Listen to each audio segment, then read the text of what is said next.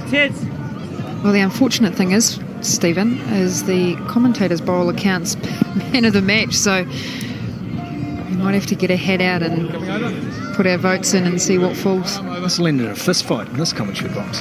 That argument.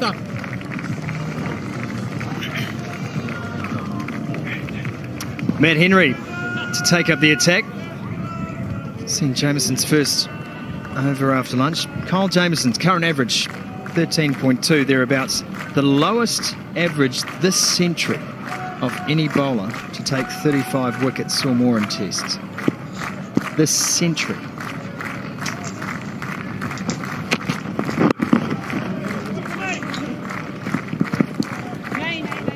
Great running, Tommy. In fact, you'd have to go back to the 19th century, to George Lohman of England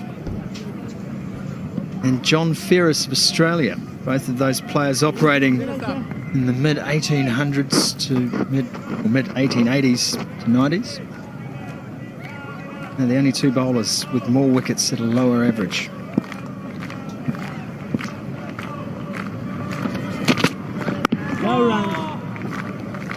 Wow, there's a stat. It's actually counted while you were going through the centuries there, Scotty, commentary box. Stephen, myself and Brendan, 3 batters.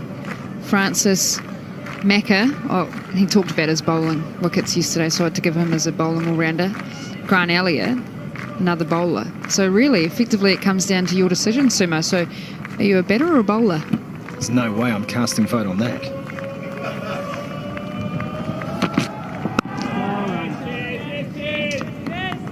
Look, I know my limits.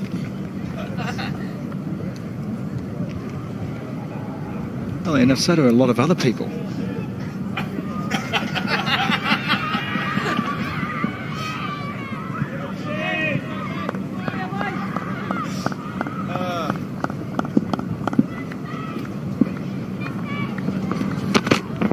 No run. Oh, this is one man that deserves a wicket, isn't it? He's bowled really well.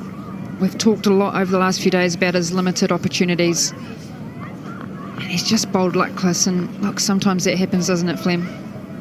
Yeah, well, Watling tried hard. He made up an edge and used a review just to help his mate out. But that wasn't enough, but he's done a good job. Hasn't gone his way, but he's done a good job.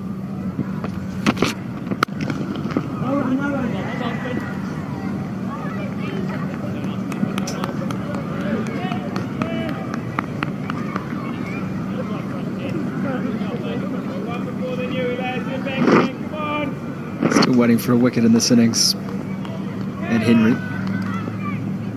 Last ball of his 10th over. Kane Williamson.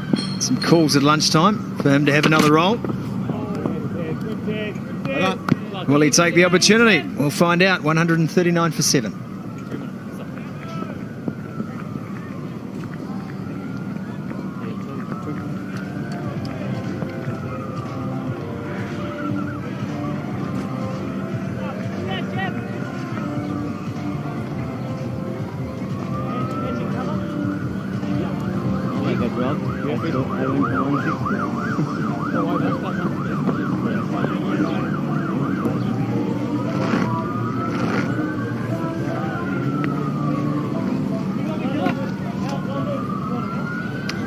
For 37, Kyle Jamieson. It's interesting talking to him at lunch about his success against left-handers, and he said, "Yeah, it's been a bit of a winter project. If you can become that dangerous in one winter, imagine what you could do with 3 or 4."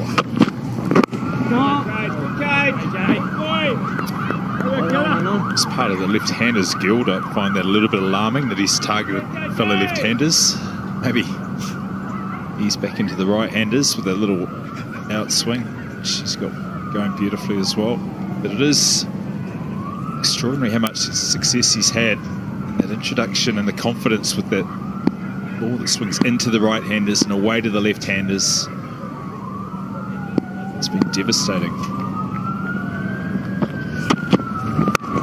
Oh, it's a big swing. Good fielding too. Mitch Santner in close. Excites you about the next series, Australia coming to our shores Jamieson against the likes of Davey Warner, fan favourite Dave Warner over here. The troubles he had against Jimmy Anderson in England. It's mouth-watering, isn't it? A left-handers Australia has, and a bowler like Jamieson. Exciting options ahead.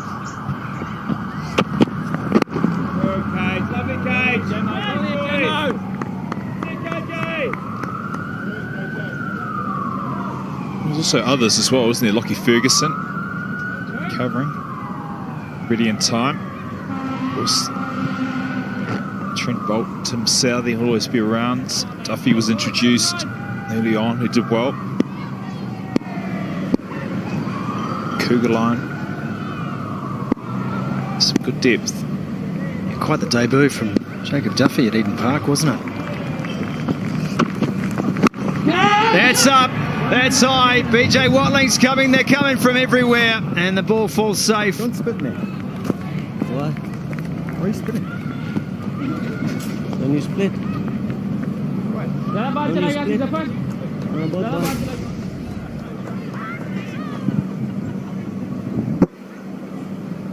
He's got 2 men out for that hook shot.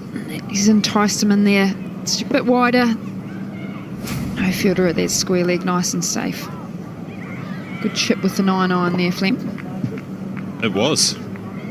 It was a lovely touch around the green. The thing is, it was just wide, so having to do a lot of work with the arms to get it round to the onside. You have to work that hard with the hands. It's very hard to keep the power in the shot with the wrists, and you often see the bat just turn underneath. It's wide, going further away.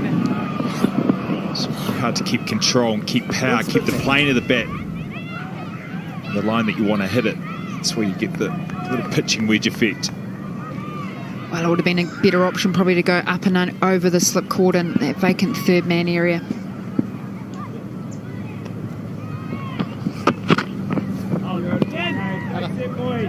Another over down, 140 for 7.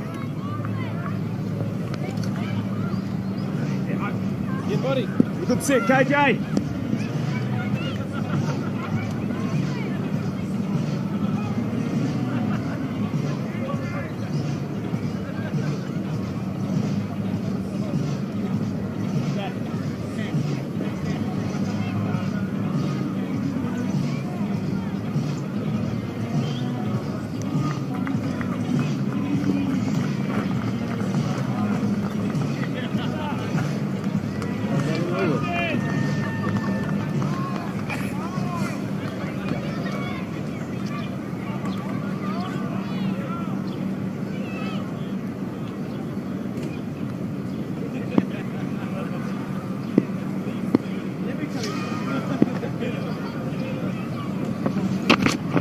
Oh, Henry jumps one in short. One gentleman. No, 10 overs now, none for 16. He's doing a good job at Henry and just keeping the pressure on. As we've already discussed, Daryl Mitchell still likely to have a few more overs, just 5 overs for him in this inning.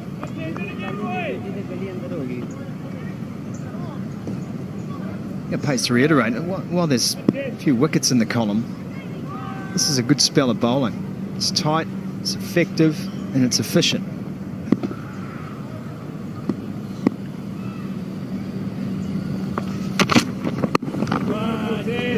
Well, we're just having a discussion around the field sets here. The angle of Matt Henry, we saw the slip come into that mid-wicket area just in the middle of the screen there. There's 2 options here for Henry. It's either continuing over the wicket like he is now, going across to try and force that shot we just saw before of scooping and getting the edge. Or the other option is to come around the wicket, try and cramp the batter up. That just means that the field probably has to come a little bit finer because of the angle. Not sure, Flem, what your thoughts are or what you like to see here. Do you like this tactic, coming over the wicket? Well, they have gone to it this afternoon. With the shine off the ball, they have been very quick, Jamieson in particular, to go short. Henry now set these fields and have a bit of a punt. Pulling. And that'll go for 4. Tom Blundell doing his best to cut off at the pass, and Matt Henry cursing to himself as he walks back to the top of his mark. And sometimes with all bets, there's a chance they won't come off. There's a little bit of hope. Because you can't close all the gaps. Batsman's challenge is to hit the gap. That was very well executed. A lot of control, a little bit straighter in line, which enabled him to hit the gap. Short again.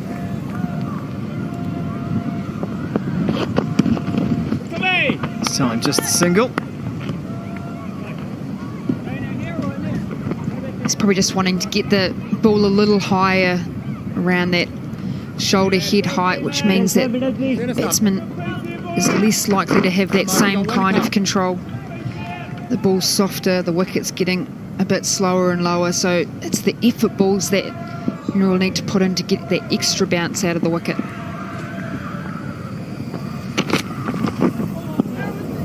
As a slasher, that one, Zafar.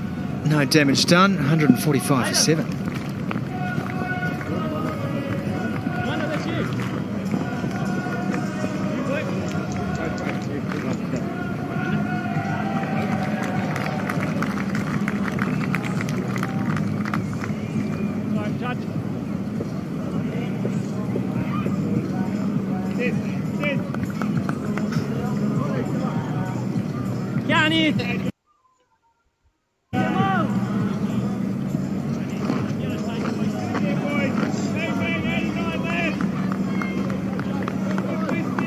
Kane Williamson going through plans with his bowlers, Matt Henry and Williamson in conversation. Gelato looks